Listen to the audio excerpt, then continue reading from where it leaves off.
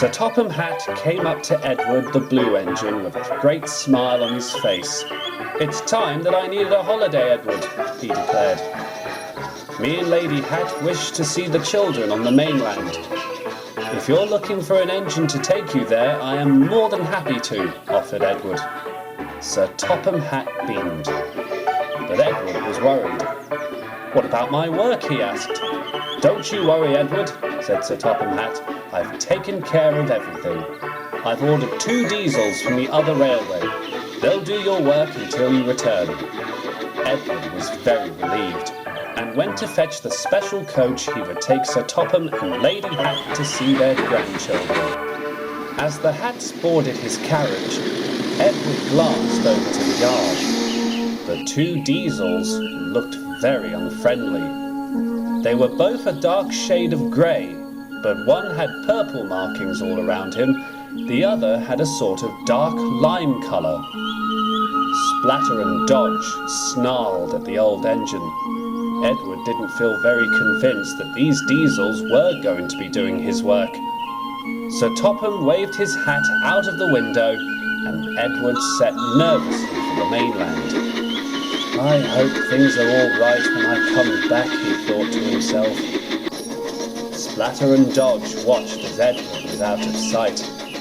"Well, that's one puffball to worry about," observed Splatter. "Do you think the boss will want to know?"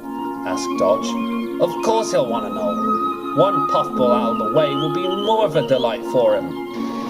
The 2 diesels revved their engines to find Diesel 10, who had also arrived on the railway.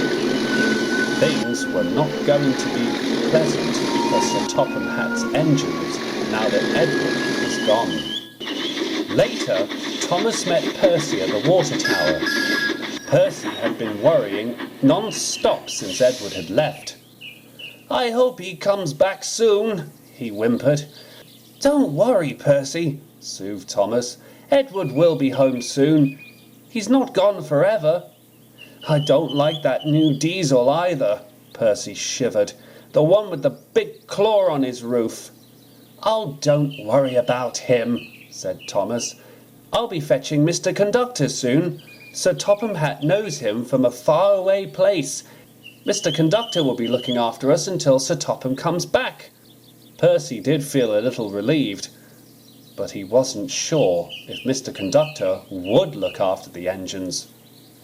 Thomas puffed away to drop off Annie and Clarabel at the carriage sheds before he set off to fetch Mr. Conductor. During his stay on Sodor, Mr. Conductor was faced with a serious crisis. His supply of gold dust, which had allowed him to travel from his home of Shining Time, was running low. While he was searching for clues to unlock the source, Diesel 10 was getting more dangerous by the minute.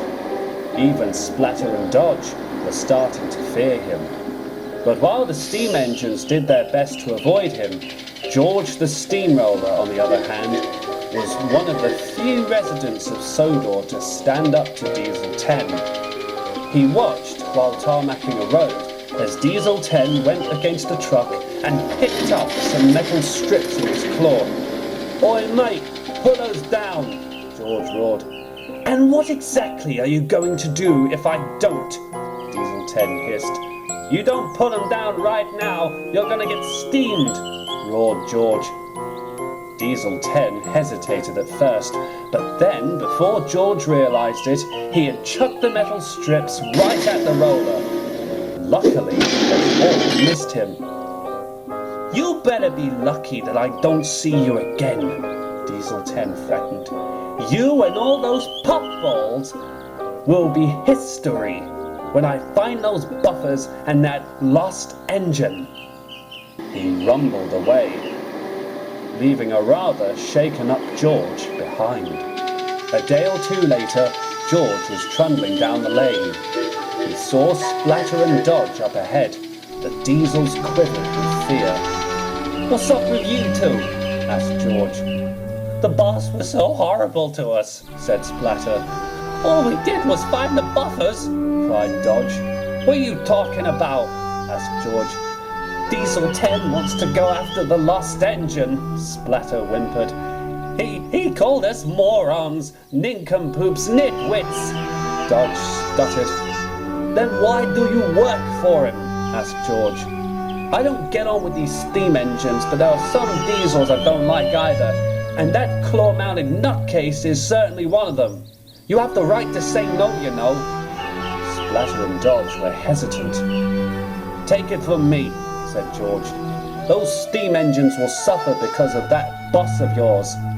Before the diesels could say anything else, George had rumbled away. They were left with a very uneasy mind. Splatter and Dodge did manage to stand up to Diesel 10 when the lost engine, Lady, returned to Sodor, with Thomas following suit.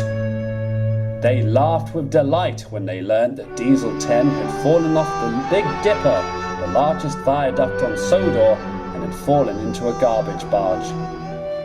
To them, it was the best thing that had happened since they came to the railway. A week or so later, Edward returned from the mainland. Toby, Henry and Percy told him everything that had happened. Splatter and Dodge were a bit, troublesome, said Percy, but when they stood up to Diesel 10, we had newfound respect for them. They couldn't wait to get back to the mainland quick enough, said Toby. They felt like they were safer there than here. And you should have seen the lost engine, observed Henry. The most beautiful engine we've ever seen. Edward gave a warm smile. Oh, I know about the lost engine, he said. But before the others could ask, Edward had backed into the shed and gone to sleep. Somehow, Edward knew all too well what had happened while he had been away.